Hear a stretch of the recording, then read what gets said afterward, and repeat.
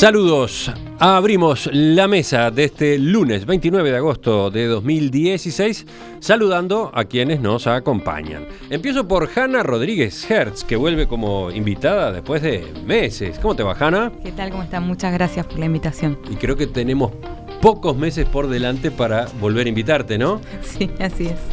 Después nos hablará de sus planes. Van a ver que la llevan lejos. Pero sigo con los saludos. Gonzalo Baroni, ¿qué tal? Buenos días a todos. Leonardo Costa. Buen día, ¿cómo andan? No te pregunto qué tal. No te pregunto qué tal porque ya sé qué tal estás. El sanguchito me lo hice en cama yo. Soportando mucho Héctor Pascal. Con suerte está saliendo de la gripe, con mucha suerte. Gabriel Mazarovich. Muy buenos días, muy buenos días. Empecemos, vamos al primero de nuestros temas. Un informe reciente de la organización Diálogo Interamericano, integrada entre otros por el expresidente de Chile Ricardo Lagos y su par mexicano Ernesto Zedillo, concluyó que en Latinoamérica los alumnos de educación secundaria tienen un retraso en el nivel de aprendizaje de casi 5 años en comparación con los estudiantes de Shanghái o Singapur, que son los mejores del mundo de acuerdo a las pruebas PISA. Este reporte, que fue consignado por el diario El País en su edición del sábado, realiza el análisis partiendo de la base de que hay un año de escolaridad de retraso cada 41 puntos de diferencia entre un país y otro en los resultados de las pruebas PISA. En el caso de Uruguay, los liceales alcanzaron un promedio de 409 puntos en estos tests, mientras que los estudiantes chinos obtuvieron 613, una diferencia que equivale entonces a casi 5 años de escolaridad. Varios de ustedes querían hablar de esta noticia. Empezamos contigo, Hanna, que te has ido enfocando mucho en la educación en los últimos tiempos. Bueno, bárbaro. Yo, una primera cosa que quería contar es que una cosa es lo que dice el informe de Lagos y Zedillo y otra cosa es lo que dice la nota del País.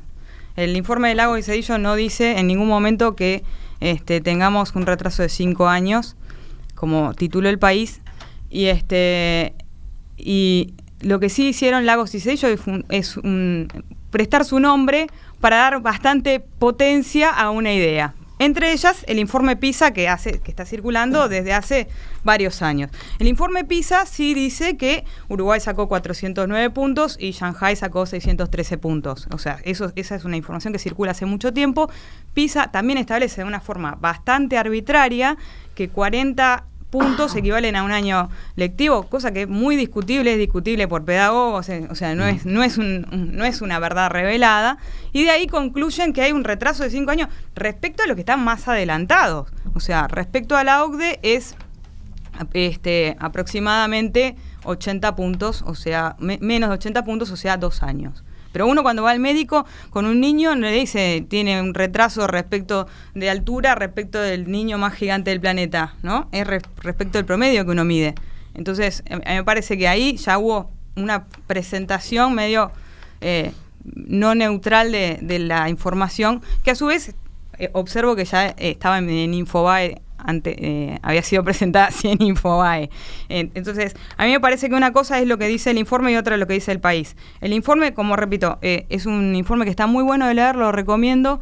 Se centra bastante en la educación preprimaria, porque dice con bastante buen tino que es donde más rinde poner plata. Entonces, habla bastante poco del tema de los liceales. Y luego sí habla de políticas que estarían buenas a hacer para mejorar la calidad de la docencia y otro tipo de cosas, pero no habla específicamente de eso, que lo busqué y no lo encontré en todo el documento. ¿Quién sigue? ¿Leonardo? Yo sigo porque a raíz de que Hanna buscó eso y lo tuiteó, yo me bajé el documento y también lo leí, porque me pareció la verdad que no habíamos tenido acceso, yo no había tenido acceso por lo menos al documento. Es un documento extenso que está muy bueno, como dice Hanna, y efectivamente no hace mención a que Uruguay está atrasado 5 años o los años que fuere. Tampoco habla de lo que dice Infobae sobre Argentina, sino que en realidad Infobae lo que hizo fue interpretar a su gusto y paciencia el documento. El documento lo que es crítico, sí, de la educación y de la forma como se educa en el sistema, diría yo, más latino. Tiene una cosa interesante que es el tipo de formación que se hace en nuestros países, que tiene que ver mucho más con el conocimiento de los temas, sino cómo resolver los problemas. Es una vieja discusión desde que yo estaba en la escuela, se discute eso, y tiene que ver con los métodos deductivos versus inductivos. Y yo no sé si lo que dice PISA es la verdad revelada, si esa es la fuente del conocimiento y si esa es la fuente del desarrollo. Porque resulta ser que, por ejemplo, Estados Unidos respecto de China o respecto de Japón está por detrás. Y sin embargo uno mira dónde está la fuente del conocimiento o dónde se mercantiliza el conocimiento, que quizás sea más preciso decir, y es en Estados Unidos. Y no quiero ser... con Gabriel. La cara de Mazarovi era un poema. Los Coco están bravísimos. Gabriel te escucha embelesado y dice, me está haciendo la introducción perfecta. No, y con eso termino. Es decir, yo creo que el problema de la educación en Uruguay, para bajarlo a tierra, obviamente que la educación en Uruguay anda muy mal. Lo que pasa es que la nota del sábado era una nota que había probablemente tomado algo de las viejas notas de PISA, y lo que hizo fue volver a pegarle a la educación, que seguramente la educación hay que más que pegarle, hay que tratar de construir con ideas cuál es la mejor solución, y eso en Uruguay a veces no se hace. Pero bueno, creo que vale la pena y valdría la pena, Emiliano, que pongas en la página de En Perspectiva el documento. Sí, creo que se está publicando ahora, ¿no? Porque es un documento valioso. Dale, Gabriel. No, yo breve, yo comparto la visión de Hanna y comparto la visión de Leonardo también. Creo, primero, en términos periodísticos, creo que el país no tenía tapa con qué pegarle al gobierno el sábado, inventó esto, ¿no? Es un refrito infame, la verdad, digo, ¿no? Porque no tiene nada de nuevo. Eso me parece que en términos periodísticos fue lo que pasó. Y porque no tiene absolutamente nada de nuevo. Igual, al margen de lo que dijo el país, está bueno afrontarlo como debate, y creo que tiene varios puntos interesantes.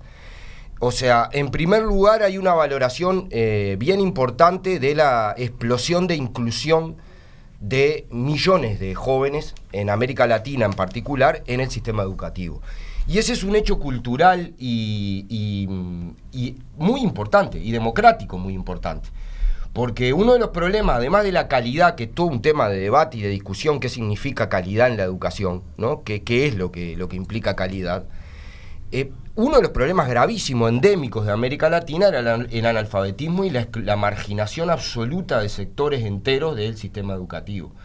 Y en eso hemos avanzado. Ahí hay algunos problemas planteados y me parece bien. Y lo último de reflexión, porque voy a ser corto, porque me criticaron mucho la semana pasada, que fui muy largo y muy radical. Pero te criticaron por la muletilla de voy a ser breve. Sí, por eso. Entonces yo voy a... La crítica es doble. Sí. Por haber sido largo y por haber anunciado previamente que ibas a ser breve. Yo ahora voy a ser corto, pero voy a seguir siendo radical. Es decir, o sea, claro, uno también tiene que ver las cosas, ¿no? Cuando lee uno Diálogo Interamericano, expertos de fundaciones de bancos privados, del Banco Mundial y del BID, firmando un informe, esas instituciones en general son a la educación lo que es el FMI a la economía, ¿no?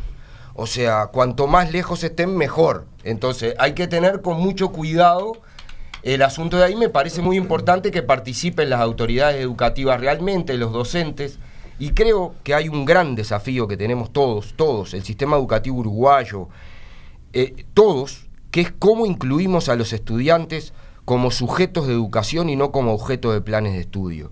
Y creo que en eso nos falta un disparate. Gonzalo, para completar la primera ronda. Para completar, perdóname, Gabriel, pero te voy a tener que retrucar algo. El informe es de Fundación Santillana, y el que lo encabeza es el expresidente socialista Ricardo Lagos. ¿Tá? Dos cosas eso, en primer lugar, que no es ningún banco, y segundo, que es un presidente socialista que hace poco, expresidente socialista de Chile, que hace poco estuvo en funciones, con uno de los peores sistemas educativos de la región en cuanto a desigualdades, como es el chileno. Eso en primer lugar. Lo segundo, primero atacar un tema del titular que habla de retraso liceal. Esto no es un retraso. Ya la palabra retraso para todas las personas que estudian e investigan sobre educación utilizan la palabra rezago, porque los muchachos no es que están retrasados, sino que tienen un rezago educativo o un rezago en la trayectoria educativa, no un retraso. Eso en primer lugar. Lo segundo, no es un nuevo indicador, eso que plantean, sino que es una nueva lectura o un tipo de lectura sobre datos que ya teníamos hace años y que venimos recibiendo hace años, y sobre todo este último informe de PISA, que una vez tuvimos la posibilidad de discutir en esta mesa, con un informe que sacó la Facultad de Ciencias Sociales en conjunto con el INED, que hablaba del estudio de la trayectoria educativa de muchachos del año 2009 al 2014, que eso sí nos demostraba cómo los muchachos abandonaban el liceo, cómo los muchachos dejaban de trabajar o no iban a trabajar, sino que terminaban en una situación medio en el limbo. Ese era uno de los datos. Después había alguno de los demás datos. Eso es un informe que realmente por lo menos lo recomiendo.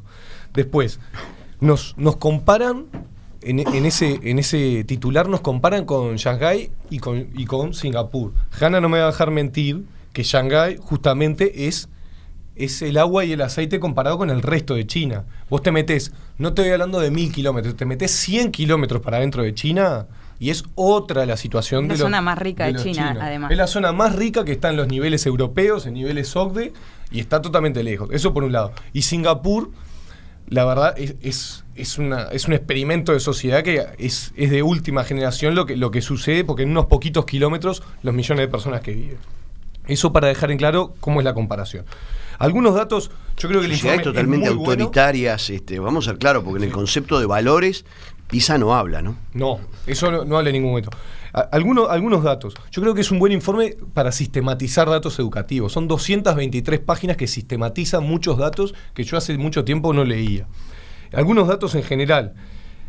En Uruguay es el país que tiene la peor brecha, que eso ya lo sabíamos, la peor brecha en cuanto al quintil mayor, o sea, los más ricos con los más pobres. Exacto. Por ejemplo, en matemáticas. Hay 108 puntos de diferencia. Estamos hablando que en una base 400 o 450, que es el promedio, estamos hablando que saben 25% menos los más ricos que los más pobres. Y Uruguay es el que tiene la brecha más alta. Y para compararnos con países de la región, Argentina tiene 78 y México tiene 62. Estamos hablando de Argentina y México, países con mucha población, países con contextos similares en cuanto al presupuesto educativo. Después, para llegar a un indicador de calidad, solo Costa Rica llega al promedio de la OCDE. Después todo el resto de Latinoamérica no llega al promedio de la OCDE, eso también es un dato. Después, para que no sean todas pálidas, Uruguay es uno de los pocos países que tiene avances, por ejemplo, en educación preprimaria. Nosotros tenemos prácticamente entre el 98 y el 100% de niños que concurren, no importa el quintil, a educación preprimaria, o sea, 4 y 5 años. Eso estamos hablando que del 2000 al 2013 aumentamos entre 15 y 20%. Eso es muy bueno. Después, una de cal y una de arena. Somos uno de los peores que tiene cantidad de computadoras en los centros educativos. Somos uno de los que tiene más bajo. Somos el segundo que tiene deserción más alta en el liceo. Y algo que también, y acá me pongo en la parte bien política, somos de los peores en cuanto al promedio en crecimiento de inversión en educación. Eso es un dato que yo no había visto, que cruza en dos ejes, que es porcentaje del PBI y porcentaje del presupuesto nacional. Y nosotros, si ponemos el eje de los que crecen y los que dejan de crecer, Uruguay crece en cuanto a porcentaje o aportes a la educación, pero sin embargo crece por debajo de todos los países de América Latina. O sea que todos en América Latina, como bien decía Hanna, invirtieron, porque realmente hay datos que dicen que si se invierte en educación es mejor y es el mejor lugar para invertir, pero Uruguay es el que invierte menos en promedio que todos los países de América del Sur y Centroamérica. Eso a modo de pantallazo general del informe, que realmente yo creo que el disparador, el titular del diario El País no es el mejor, porque justamente es dudoso cómo se obtiene que un año valga 41 puntos en PISA. Eso es muy arbitrario, no queda muy claro. Y después la comparación, por ejemplo, es con la mejor zona de China, que China es el país que ha tenido más avances, y con Singapur, que en realidad siempre hay que compararse con los buenos, pero justamente acá te estás comparando con el extremo, ¿no? Hay que entender que Vázquez estaba refiriéndose a esta nota de El País del sábado, cuando hizo estas declaraciones ayer en Fraiventos. La educación pública sufre un ataque que no se condice con la realidad de la educación del país. No entiendo los ataques que se le hacen. Si se pretende atacar al gobierno, que se lo ataque, pero que no se utilicen herramientas para atacarlo indirectamente. La educación pública debe ser apoyada y mantenida por todos los actores, señaló. Y no fue esta la única referencia que hizo al tema, ¿no? ¿Cómo lo vieron? ¿Cómo lo viste, Hanna? Para mí, o sea, así como dije lo otro, o sea, a mí me molestó el enfoque del país por lo poco realista, cuando en realidad es cierto que la educación está mal, pero no hace bien mostrar una visión no realista de lo que está mal. Está mal por cosas bastante peores que ellas. Y datos que está bueno ver, los invito a buscar el documento Uruguay en PISA 2012, primer informe, son 400 páginas, está súper claro, tiene números para que se diviertan todo el día.